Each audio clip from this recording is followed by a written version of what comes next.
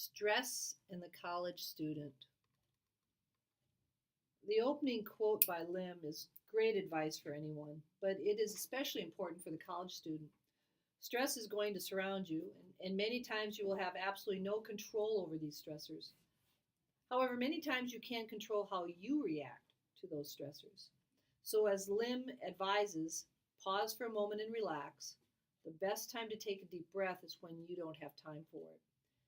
As a college student, your life has suddenly changed. As the textbook recounts, your pre college experience is quite different from what you experienced the moment you walked through the doors of your first college classroom.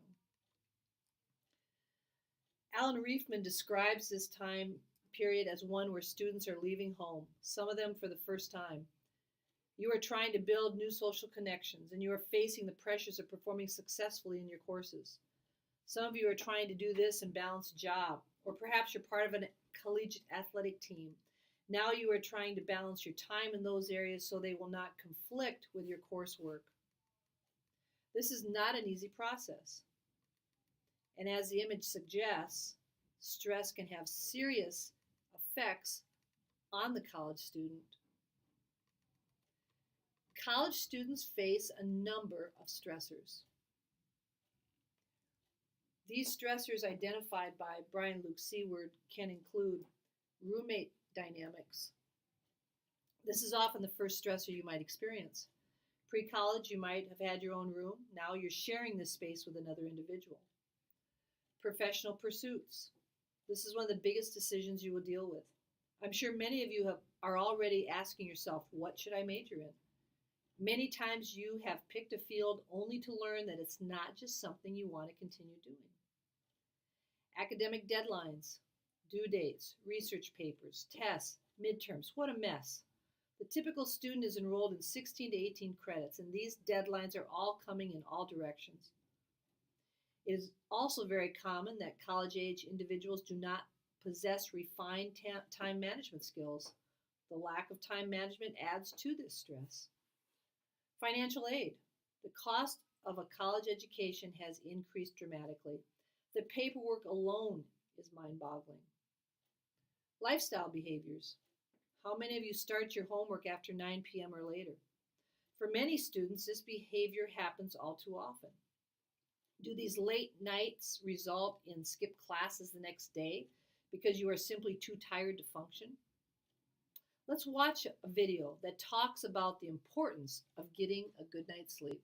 I think it's very important that sleep be given a much more important significance in a person's life. It is often thought in our busyness of our lives that it's the thing I can sacrifice on and get away with it. You really can't do that. When people are sleep deprived for a protracted period of time, it will definitely affect their ability to stay fully alert in the day, which makes them an increased risk for accidents, such as driving. It affects their mood and their ability to relate to others in a kind and effective way, and then it puts them at risk for medicine problems such as high blood pressure, stroke, um, and even dementia. There have been cases, the studies have looked at that.